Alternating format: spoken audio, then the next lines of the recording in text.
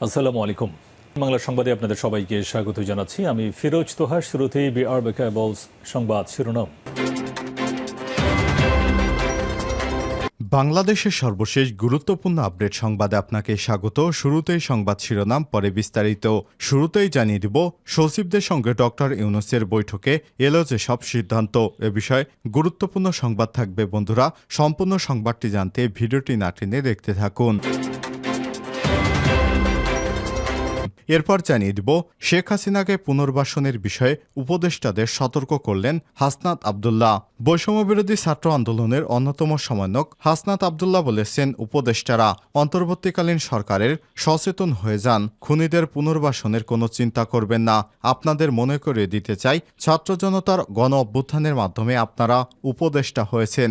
আপনারা বক্তব্য দেওয়ার আগে 5ই আগস্টের গণভবন এবং সংসদ ভবনের চিত্র মাথায় রাখবেন। এরপর জানিয়ে দিব, সব কুকুরের মতো লেজ গুটিয়ে পালাবে বললেন সার্জিস আলম। বৈষম্যবিরোধী ছাত্র আন্দোলনের অন্যতম সমন্বয়ক সার্জিস আলম বলেছেন, স্বৈরাচার তাড়ানোর পর 6 আগস্ট থেকে কিছু কুচক্রী মহল করার চেষ্টা করছে। আমরা ছাত্র জনতা তা দমন করতে পেরেছি। সর্বশেষ বিচার বিভাগীয় করার চেষ্টা করা হয়েছিল, কিন্তু আপনাদের অক্লান্ত পরিশ্রমে তা রুখে দিতে সক্ষম হয়েছি ইনশাল্লাহ। আপনাদের বিপ্লবকে নস্যাৎ করতে এখনও একটি মহল করার চেষ্টা করছে। ছাত্র নাগরিক এখন এক হয়েছে। এখন সব কুকুরের মতো লেজ গুটিয়ে পালাবে। আমরা ঐক্যবদ্ধভাবে সব কবর দিব ইনশাআল্লাহ। এদিকে প্রধান উপদেষ্টার বিশেষ সহকারী হলেন আলী ইমাম মজুমদার। অন্তর্বর্তীকালীন সরকারের প্রধান উপদেষ্টা অধ্যাপক ডক্টর মোহাম্মদ ইউনূসের বিশেষ সহকারী হিসেবে নিয়োগ পেয়েছেন সাবেক মন্ত্রিপরিষদ সচিব আলী ইমাম মজুমদার। জানিয়ে দিব, ছেলেসহ হাতিয়ার সাবেক সংসদ সদস্য দম্পতি কারাগারে।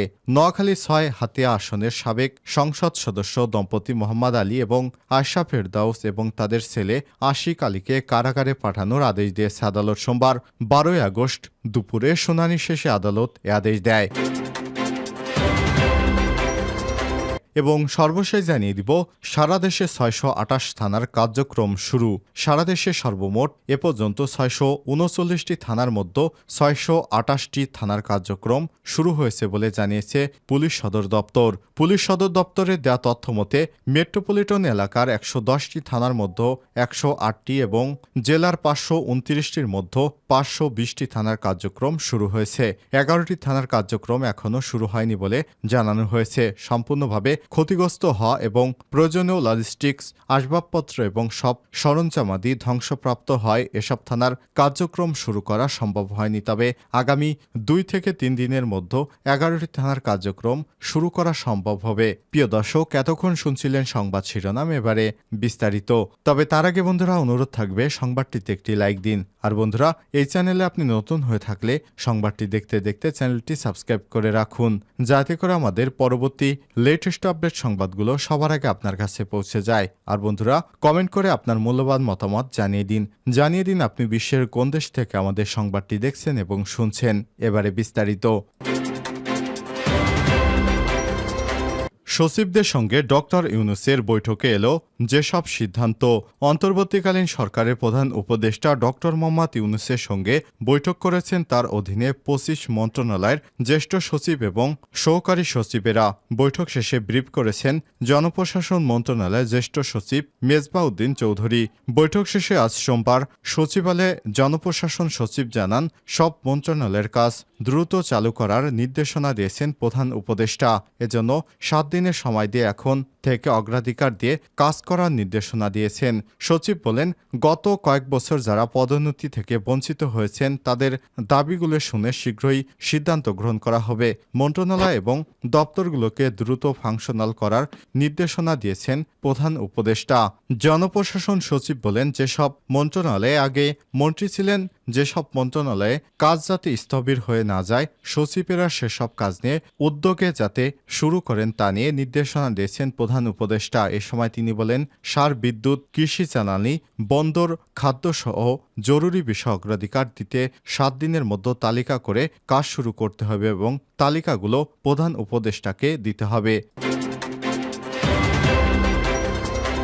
শেখ হাসিনাকে পুনর্বাসনের বিষয়ে উপদেষ্টাদের সতর্ক করলেন হাসনাত। বৈষম্যবিরোধী ছাত্র আন্দোলনের অন্যতম সমন্বয়ক হাসনাত আবদুল্লাহ বলেছেন, উপদেষ্টারা অন্তর্বর্তীকালীন সরকারের সচেতন হয়ে যান, খুনিদের পুনর্বাসনের কোনো চিন্তা করবে না। আপনাদের মনে করিয়ে দিতে চাই, ছাত্র জনতার গণ অভ্যুত্থানের মাধ্যমে আপনারা উপদেষ্টা হয়েছেন। আপনারা বক্তব্য দেওয়ার আগে 5ই আগস্টের গণভবন এবং সংসদ ভবনের চিত্র মাথায় রাখবেন। শেখ হাসিনা সহ ছাত্র আন্দোলনে গুম খুনের সঙ্গে জড়িত সব ব্যক্তি এবং প্রতিষ্ঠানের বিচার এবং বিশ্ববিদ্যালয়ের ক্যাম্পাসে শিক্ষক শিক্ষার্থীদের দখলদারিত্বের রাজনীতি নিষিদ্ধের দাবিতে ঢাকা বিশ্ববিদ্যালয় ক্যাম্পাসে আয়োজিত বিক্ষোভ কর্মসূচি থেকে তিনি এই হুঁশিয়ারি দেন। সন্ত্রাসবিরোধী রাজু ভাস্কর্যের পাদদেশে এই কর্মসূচি পালিত হয়। এ সময় তিনি বলেন, যারা স্বৈরাচারকে পুনর্বাসন করতে চায়, খুনি হাসিনাকে পুনর্বাসনের মতো বক্তব্য দেয়, তাদের সতর্ক করে দিতে চাই, আমরা যেভাবে স্বৈরাশাসককে ক্ষমতায় থেকে নামিয়ে তাদের উপদেষ্টা বানিয়েছি, ঠিক একইভাবে স্বৈরাচারের পুনর্বাসনের চেষ্টাকারীদেরকেও গদি থেকে নামাতে সময় লাগবে না। যারা খুনিদের পুনর্বাসনের জন্য ব্যাক স্ট্রেচে মেকানিজম করছেন, আপনাদের ছাত্র জনতা প্রতিহত করবে। এ সময় তিনি আরও বলেন, গণমাধ্যমের সঙ্গে আমাদের সৌন্দর্যপূর্ণ সম্পর্ক রয়েছে, ছিল, আছে এবং থাকবে।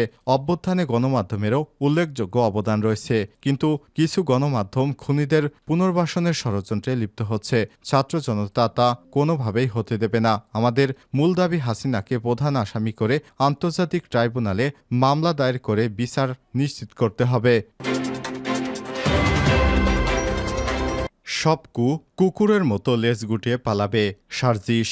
বৈষম্যবিরোধী ছাত্র আন্দোলনের অন্যতম সমন্বয়ক সার্জিস আলম বলেছেন, স্বৈরাচার তাড়ানোর পর 6 আগস্ট থেকে কিছু কুচক্রী মহল করার চেষ্টা করছিল। আমরা ছাত্র জনতা তা দমন করতে পেরেছি। সর্বশেষ বিচার বিভাগেও করার চেষ্টা করা হয়েছিল, কিন্তু আপনাদের অক্লান্ত পরিশ্রমে তা রুখে দিতে সক্ষম হয়েছি। এখন কিছু নাগরিক এক প্রকার করার চেষ্টা করছে, তারা কুকুরের মতো লেজ গুটিয়ে পালাবে। আমরা ঐক্যবদ্ধভাবে সব বিদায় করে দিব। সোমবার 12 আগস্ট বিকেলে 4টা থেকে ঢাকা বিশ্ববিদ্যালয় টিএসসির রাজু ভাস্কর্যের পাদদেশে বৈষম্যবিরোধী ছাত্র আন্দোলনের ডাকে মিছিল নিয়ে শত শত শিক্ষার্থী জড়ো হতে থাকেন।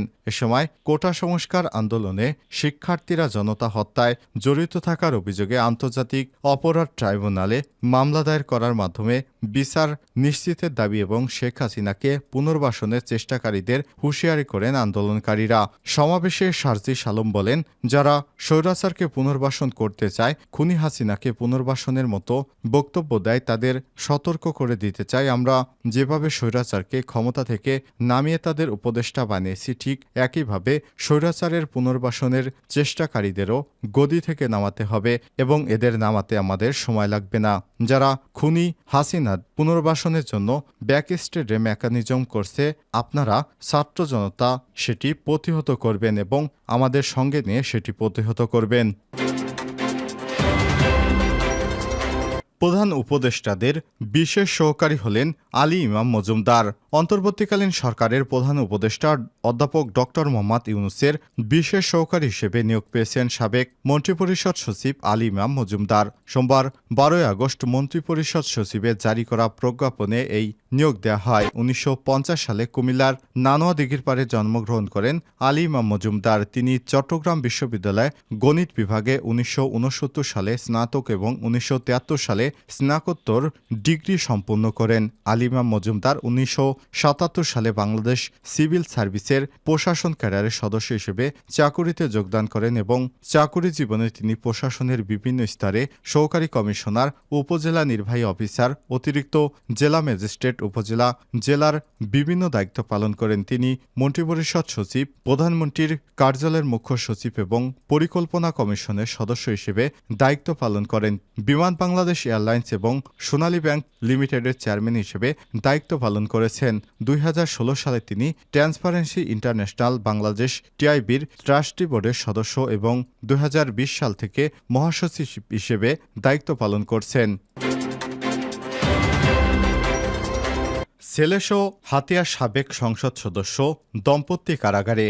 নোয়াখালী ৬ হাতিয়া আসনের সাবেক সংসদ সদস্য দম্পতি মোহাম্মদ আলী এবং আয়শা ফেরদৌস এবং তাদের ছেলে আশিক আলীকে কারাগারে পাঠানোর আদেশ দিয়েছে আদালত। সোমবার ১২ আগস্ট দুপুরে শুনানি শেষে আদালত এ আদেশ দেয়। এর আগে হাতিয়া থানা পুলিশ তাদের ৫৪ ধারায় আটক দেখিয়ে হাতিয়ার সিনিয়র জুডিশিয়াল ম্যাজিস্ট্রেট আদালতে নথিপত্র উপস্থাপন করে। পরে আদালতে শুনানি হয় তাদের।